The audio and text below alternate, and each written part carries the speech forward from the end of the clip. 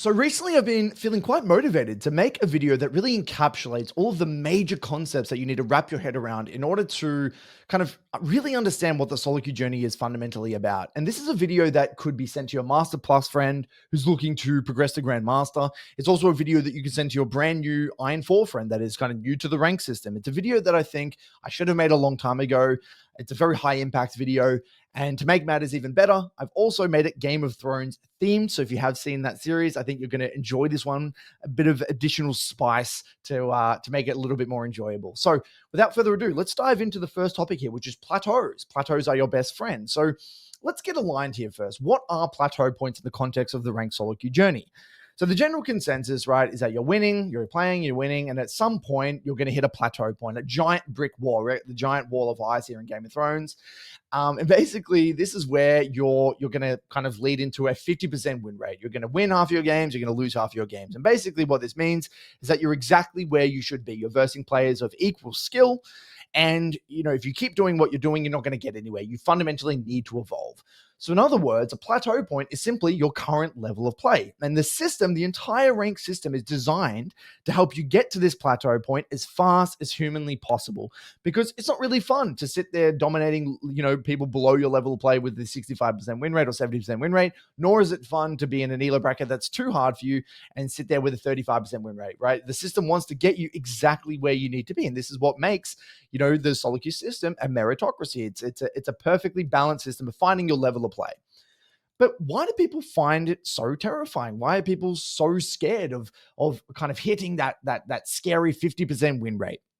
And look, there's a lot of reasons. I'm just going to cover the big thing. So, fundamentally what ends up happening as you're approaching that plateau point is that the win rate starts dropping. The games start to feel harder. Your mental stack is a little bit more overwhelmed. What you've done in the past isn't working anymore. You start to make more mistakes. You're a little bit more flustered. Games are harder.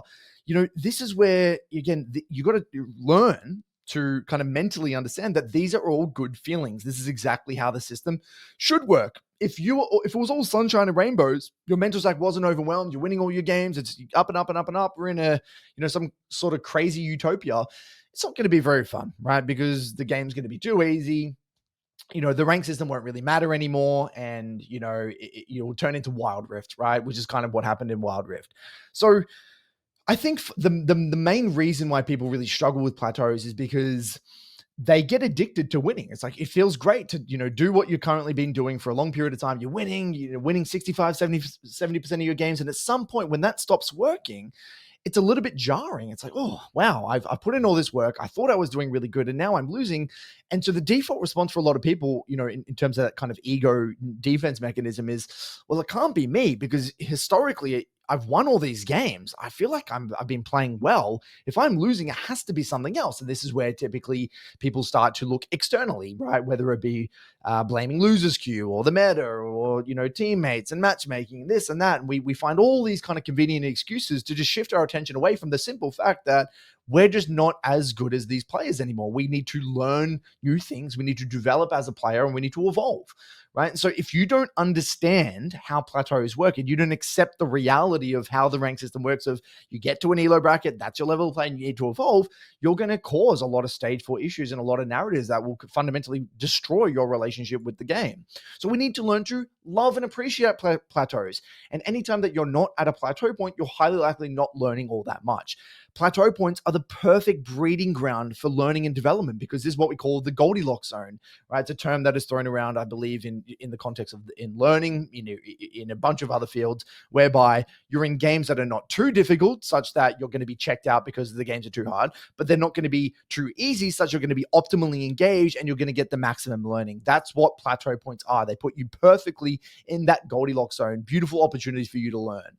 And so my hot tip here, guys, is don't be in a rush to really label where you're at in your journey, because people always ask, how do I know if I'm at a plateau point, yada, yada, yada. And I say, look, there are general rules of thumbs, if you've been at a rank for anywhere between 7 to 10 days, getting consistent repetitions and you're still kind of floating and fluctuating up and down with a rough 50% win rate, then sure, you could probably say you're at a plateau point, but don't be in a rush to really just label it. You may be in a plateau, you may not. So keep getting in those repetitions. And after a long period of time, if you're not really getting anywhere, then it's probably time to course correct.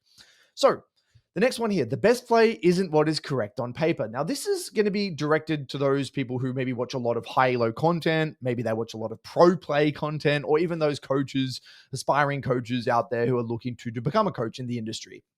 You know, people love talking about the most optimal play, right? There are a lot of coaches. I'm not here to throw, LS under the bus.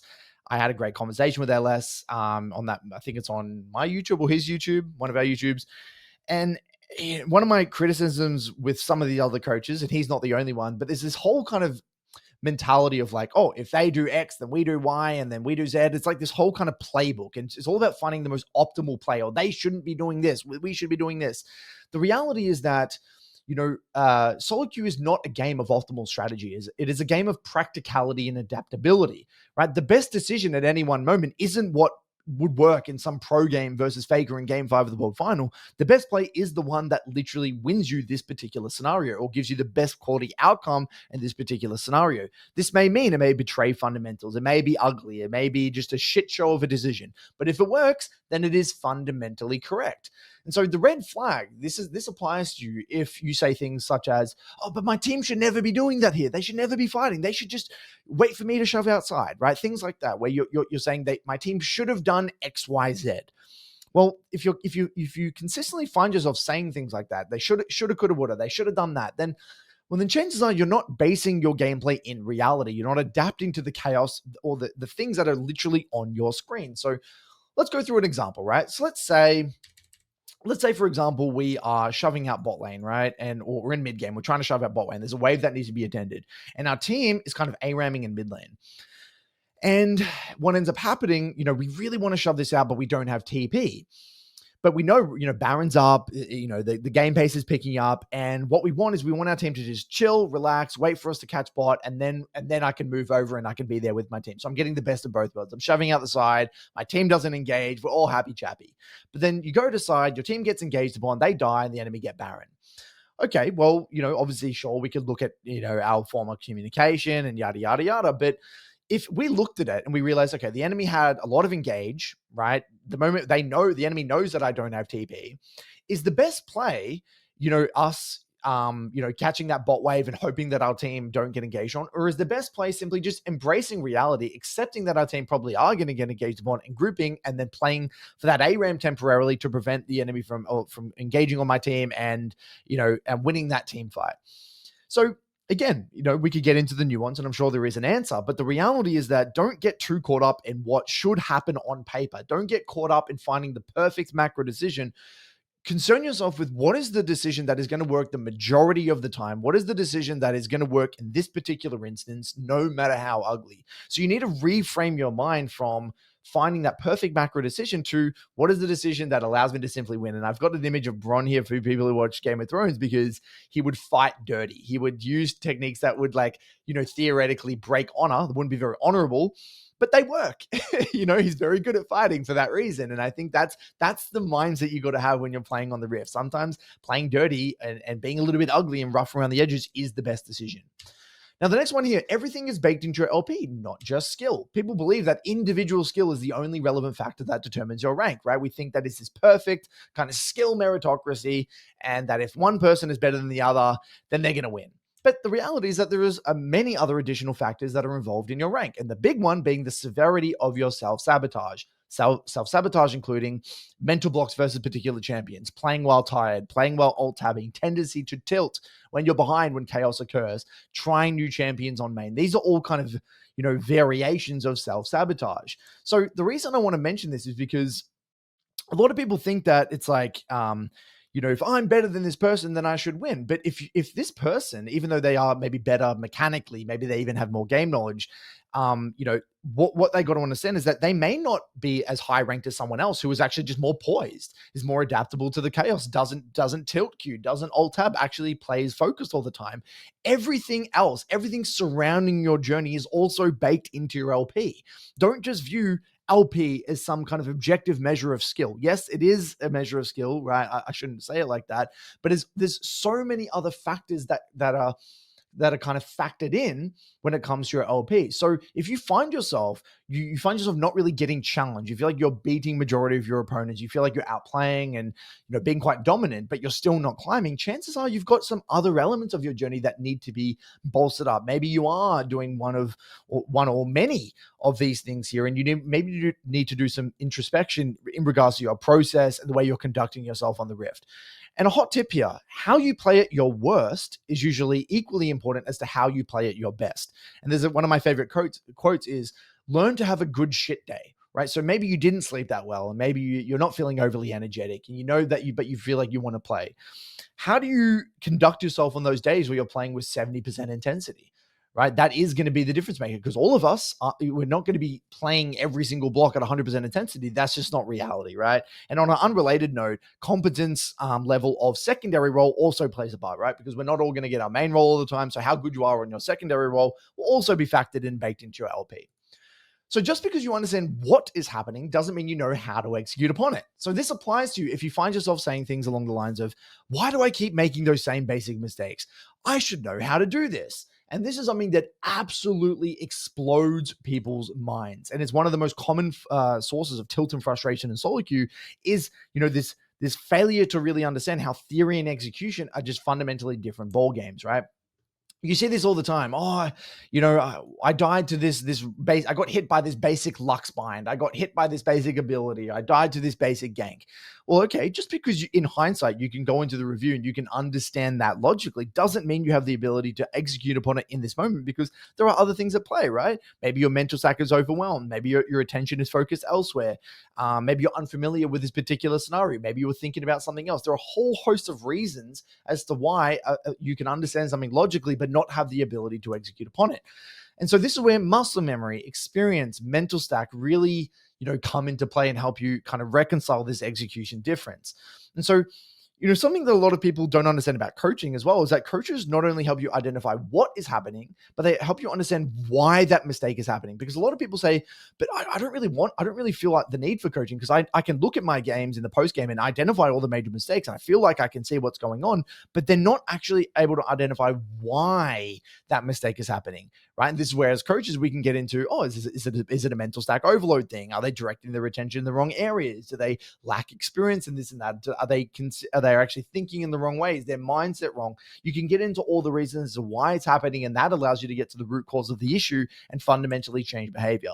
So I just think that, if you're watching this and you find yourself to be a very smart player that's watched a lot of educational content, be careful, because again, League is fundamentally a fighting based game. And if you can't execute it, it doesn't fucking matter at the end of the day.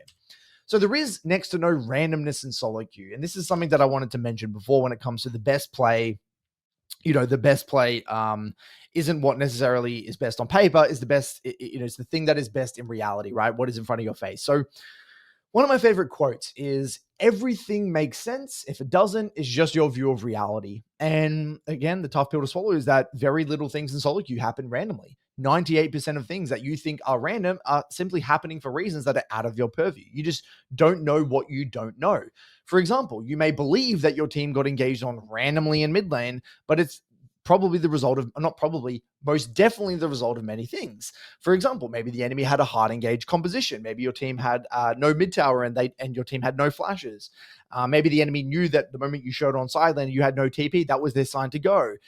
Maybe your team has limited self peel. Maybe that player had a tendency to be quite aggressively in that game. There is always reasons as to why things happen in the game. And just because you don't understand them doesn't mean it's random. And so once you truly accept this, and you accept that, okay, wow, maybe that isn't random. Maybe there is something at play here that I just fundamentally don't understand. It makes room for curiosity, introspection, empathy, and understanding. It allows you to have much more respect for others and again, develop a much healthier relationship with solo queue, because where a lot of tilt and frustration in League comes from is this feeling of being a victim. It's like, these things are happening to me externally. They're all completely random. I'm a victim of the system. I have no control over what's happening in my games. And that, if you have that mentality, no shit, you're going to be tilted. No shit, you're going to be toxic and rage and be frustrated. But when you start to flip the switch or flip the narrative as to, okay, well, maybe these things are happening for a reason, I just don't understand why, then it gives you a lot more room to develop a better quality, or level up your level of understanding of the game, or at least have take the steps to begin that learning journey. Now, the next one here, how you climb to one rank is not how you're going to climb to another rank. Now, this kind of ties in with the whole plateau point, right? Because what got you from gold to platinum is not what's going to get you from platinum to emerald, right? We fundamentally need to change our behavior and level up, particular skills, right? And so it's not the case that you're going to continue to do what you did your entire journey and then climb all the way up to, to the top of Mount Everest. So sure, maybe the fundamentals may say the same, right? Whether it's jungle tracking and warding and leaning and yada, yada, yada, but nearly everything else apart from the fundamentals change. And the most common pitfall here is that how one person won at a particular elo bracket, stylistically, just stops working. And then it creates a mass amount of mental blocks. And we see this most commonly with assassin players, people that play champs like Talon, Katarina, Fizz. So why do we see it the most with champions like Katarina and Talon, right? So let's say you're a Katarina player in Emerald and you're climbing through Emerald. And through Emerald, you're getting a lot of solo kills. Maybe the people in lane, you're dominating, you're getting that early like level 3 kill, they're disrespecting you post 6, yada, yada, yada. And you're actually doing a very good job in the lane. But then at some point, you might hit mid to high diamond, you might get to diamond 2, and the laners start dominating you. You're not getting those early leads. You're getting space, you're getting tethered, you're getting locked in lane. Their wave management is better. They're not dying to ganks.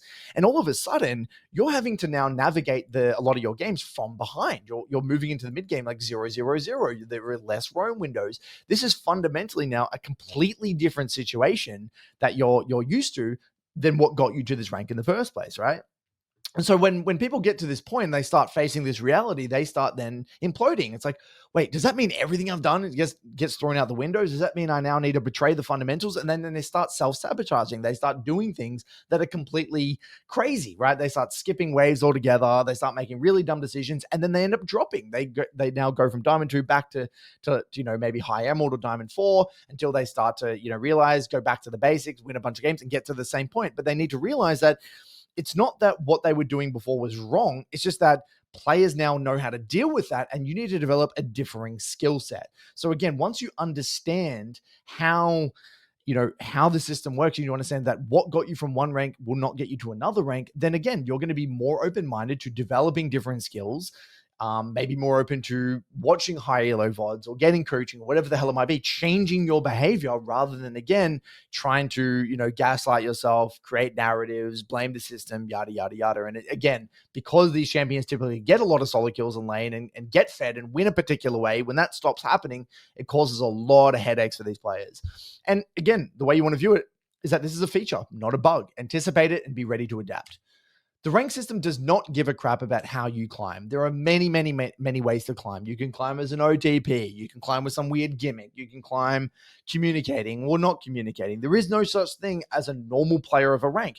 No two players get to the same rank the same way, right? You can be worse than some players in other areas and then better than that player in other areas. This is where the whole El Clasico, I'm shitting on this guy, but then Jungle Diff carried him, right, comes into play, right? Because you may be better than this person in lane and you're better at spacing, tethering, trading, whatever, but that person is better at, wave management. Maybe they're better at resets. Maybe they don't die to ganks. Maybe they're better at mid game, right? And so what happens is that if someone has a skill set of being very, very good at trading in lane, they tend to double down on that. And when that doesn't work, is they start to complain rather than becoming more kind of well-rounded and developing skills that they hadn't previously to, get up the elo bracket. And so, I this is something that I think, a lot of people need to wrap their head around because, I think our ego comes into play and we think that if we're better than this person in this one area, then we deserve to win the game. We don't see people at their best, right? We only see people at, how they're playing in this one particular game. And stylistically, you may match well into one player and then match poorly into another player. But then now if you beat one player and you stomp one player, you're automatically going to assume that you can stomp every single player. And that's not really the way it works. So our goal when climbing is to develop a skill set that works amongst the majority of the player base at your elo bracket. That's it. You don't need to be able to beat every single player. You don't need to be this perfectly well-rounded player, although it can help to be well-rounded. But you just need to have a skill set that works enough in a wide variety of games. And so my hot tip here is focus on climbing one rank at a time. Don't concern yourself with jumping many, many tiers at once. If you're currently sitting in platinum 4, right? Focus on getting to platinum 3, right? And then after that, focus on getting to platinum 2.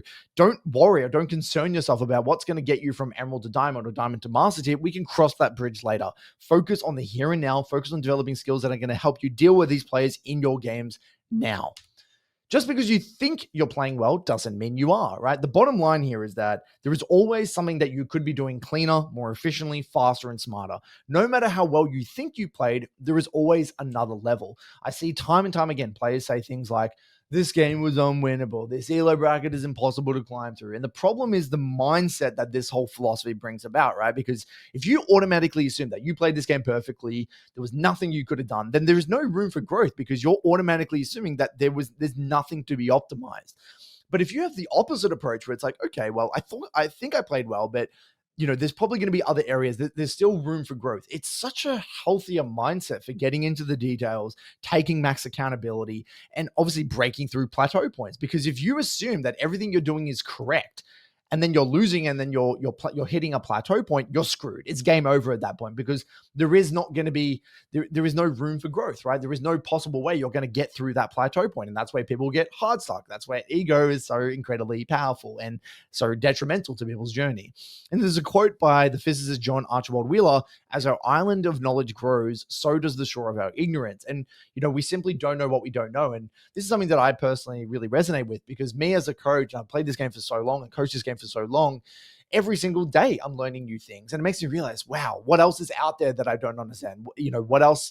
It makes me realize how much I simply don't know about the game. And I think, if people can really have this approach and really digest that quote, I think it will really help them develop a healthier relationship with the game. So no one really actually cares about your solo queue journey, right? No one gives a shit about how fast you climb, what champs you did it with, how fancy your mechanics were, how high or low your win rate was, whether it was a new or old account. Stop concerning yourself with how other people think about how you're playing, or stop concerning yourself with how, other people think you're conducting yourself throughout your journey, because no one actually gives a shit. Maybe someone may think about you for 5 minutes after the game or whatever, but who cares? No one actually cares. And I think people forget that you're not that important. You're just one player out of millions that are also playing, and people are going to be playing many, many, many games. You could get into this crazy argument with some random dude yesterday, and the next day they've completely forgotten about you. It doesn't fucking matter, right? It's your journey, no one else's. You're playing League because it's your hobby. Don't get caught up with how your teammates, your friends, your opponents are going to judge you. If anything, right, all of us are going to look like idiots at some point in our journey. You are going to make that game losing play. You are going to grief the team every now and then. You are going to hit that plateau point and have to completely reinvent yourself. That's all going to happen. So don't concern. You're not that important, right? You're not that important. No one really gives a shit. So whenever you start thinking about, oh my God, my teammates are going to think this about me, or this guy's probably laughing at me, or who gives a shit? No one actually cares. You're not that important. And I think this is an important kind of, philosophy to really embrace, because, you are gonna feel like you're an idiot. You are gonna get caught up in how other people think about you. And it can be really detrimental to expressing your best self and showing who you are on the Rift and fundamentally putting your best foot forward every single game.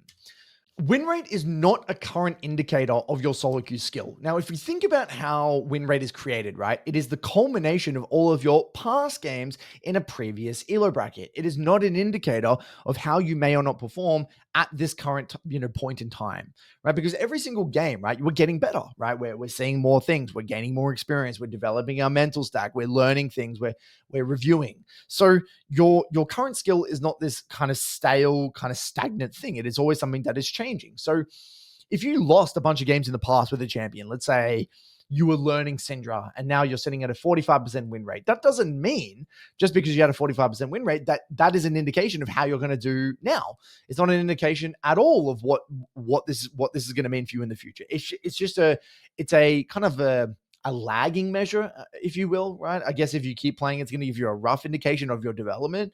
I guess the change in win rate is probably more significant than the actual win rate itself. But a lot of people get so far or caught up in, I've got a 48% win rate on this champion, or this person has a 70% win rate. He must be so good. No, it doesn't tell you jack shit. Maybe they were smurfing. They got that elo bracket. They got that win rate from, you versing lower quality opponents, or maybe this win rate is a combination of you learning a champion. You've developed a bunch of skills. It's not that important. People give way too much credence and energy towards win rate. It just doesn't really mean that much in regards to your own climb. You are highly likely not special, right? You're likely not the next Chovy, Vega, double lift caps. You don't have 15 years of experience playing the game at a high level. Climbing will be incredibly hard for you, even with coaching. A lot of people get coaching and they think, oh, I'm going to now skyrocket through the ranks. Yes, you have an advantage, and yes, you probably are going to climb faster than the majority of people. But even then, it's still going to be incredibly hard, except that the journey that to your desired rank is going to be brutal and it will take time. Take solace in the fact that this is the same for everyone else. Maybe your friend may find it slightly easier at a particular elo bracket than you, but at some point that fairyland journey is also going to stop soon and they're going to hit their plateau point. Everyone is going to find their plateau point. And I think it's a very empowering thought that you're not special, you're not talented, you're not going to be able to breeze through the rank that you want to get to. Highly likely you're going to be like me, you're going to be like every other Joe Blow out there that is going to struggle and find League an incredibly hard game. And that's really it for this video. So hopefully there's something you can take away from it. If you have any questions, let me know in the comments below. I'll be floating around. Otherwise, I'll see you for another video soon. Cheers.